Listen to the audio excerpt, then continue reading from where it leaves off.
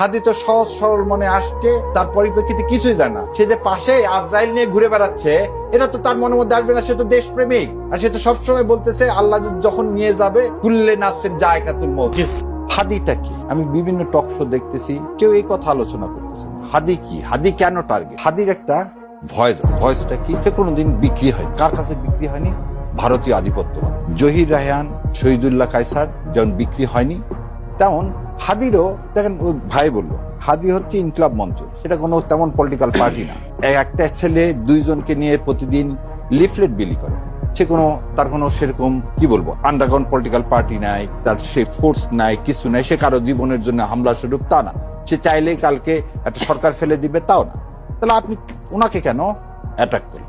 কারণ উনি যে ক্ষুরধার বক্তব্য দিয়ে ভারতীয় আধিপত্যবাদের বিরুদ্ধে যে অবস্থান নিয়েছে, সে অবস্থান নেওয়াটাই হচ্ছে তার কি একমাত্র গুনাহ।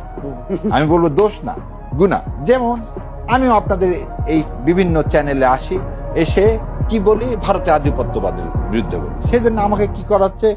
গণশত্রু বলা হচ্ছে, আমার হত্যা জায়েজ বলা হচ্ছে। 3 ডিসেম্বর শহীদ বুদ্ধিজীবী দিবস। এই বুদ্ধিজীবীদেরকে যে কারণে হত্যা করছিল সেদিন ভারত, আজকে একই কারণে আমাকে, হাদিকে, ফারুক ভাইকে, আপনাকে, যারা ভারতীয় আধিপত্যবাদের বিরুদ্ধে বলবো তাদেরকে কি করা হবে? হত্যা করা হবে। যেন এ দেশটা কোনোভাবে ভারতের কলোনির বাইরে যে একটা স্বয়ংসম্পূর্ণ স্বাধীন রাষ্ট্র হিসেবে আমরা, আপনি বললেন না 16 ডিসেম্বর আমাদের মূল লক্ষ্যটা কি ছিল? পাকিস্তান আধিপত্যবাদ থেকে আমরা মুক্ত হব, মুক্ত হয়ে আমরা একটা স্বাধীন দেশে বসবাস করব গর্বের সাথে। সেই গর্বের সাথে যখন করব, 16 ডিসেম্বরের পরে আপনি কি করলেন? মেজর জলিলকে 71 সালে মেজর জলিলকে ভারতীয় বাহিনী অন্তরীণ করলেন। সে একজন সেক্টর কমান্ডার। তাহলে সেদিনই বোঝা গেছে যে আমরা যে স্বাধীনতার সূর্যটা 71 সালে 16 ডিসেম্বর উদিত হয়েছে, সেই সূর্যটা কেউ না কেউ মেঘাচ্ছন্ন করে দিতে চায়।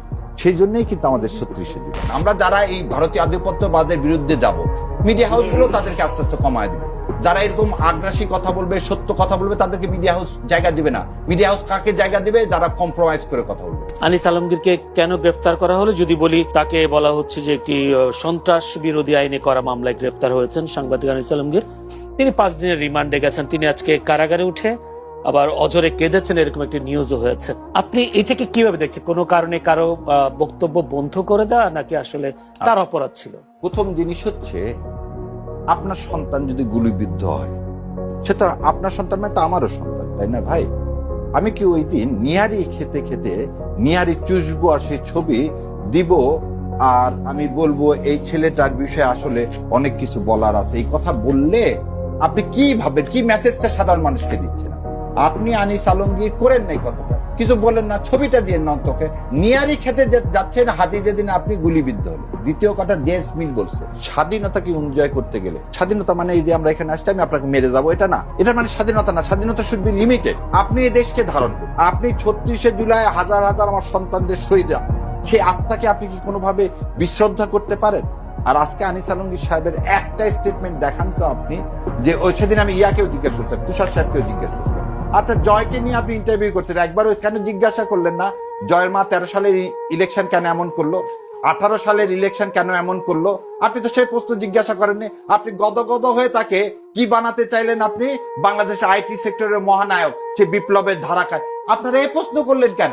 কেন আপনারা তাবেদার, আপনাদের কোনো মেরুদণ্ড নাই। এবং মেরুদণ্ডহীন লোক আপনারা করেন কি? ইন্ডিয়া ওপারে যা বলে সেই টাকা পেয়ে যা বলতে বলে এদেশের মিডিয়াতে আপনারা তাই বলেন, এবং তাই করতেছে। আনিস আলমগীর তুষারদের একটা নির্দিষ্ট এজেন্ডার বাইরে তারা কখনো কথা বলে না। তারা বড় বড় কথা বলে। তাহলে আমার প্রশ্ন, তারা একদিনও কেন গত 17 বছর জেল খাটলো না? আয়নাঘর তো অনেক দূরের কথা। তারা একদিনও কেন, এই যে একজনের নাম কি আলম জানি না, উনি হঠাৎ করে আমেরিকা থেকে এসে কি হঠাৎ করে তিনি কখন কোন দল, যে উনি বলছিলেন 12 সালে জাতীয়তাবাদের দাফন হয়ে গেছে, কাফন হয়ে গেছে, সে আজকে বিশাল জাতীয়তাবাদী। কিন্তু জাতীয়বাদীরা ফাট ফকর দিয়ে আবার কি করেন, কোনোভাবে আওয়ামী লীগকে ইনক্লুসিভ করা যায় কিনা। মানে এই লোকগুলোকে তো আপনি নিয়ে আসছেন পার্টিকুলার পারপাসে রে ভাই।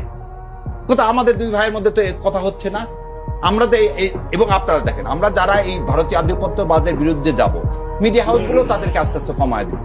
যারা এরকম আগ্রাসী কথা বলবে, সত্য কথা বলবে, তাদেরকে মিডিয়া হাউস জায়গা দিবে না। মিডিয়া হাউস কাকে জায়গা দিবে? যারা কম্প্রোমাইজ করে কথা বলবে। কিন্তু আপনার কাছে সেলুট, আপনারা আমাদের ডাকতেছেন, আমরা বলতে পারতেছি, সেই জন্য এই আপনার চ্যানেলকে বিশেষ করে আমার অন্তরের অন্তঃস্থল থেকে আমি ধন্যবাদ জানাই যে এটাই হওয়া উচিত মিডিয়া, এটাই হওয়া উচিত স্বাধীন রাষ্ট্র, এটার নাম স্বাধীনতা। ওইভাবে ন্যারেটিভ তৈরি করা, ভারতের পক্ষে বলা এবং ভারতের টাকা এখানে একটা ন্যারেটিভ তৈরি করা, এর নাম সাংবাদিকতা না।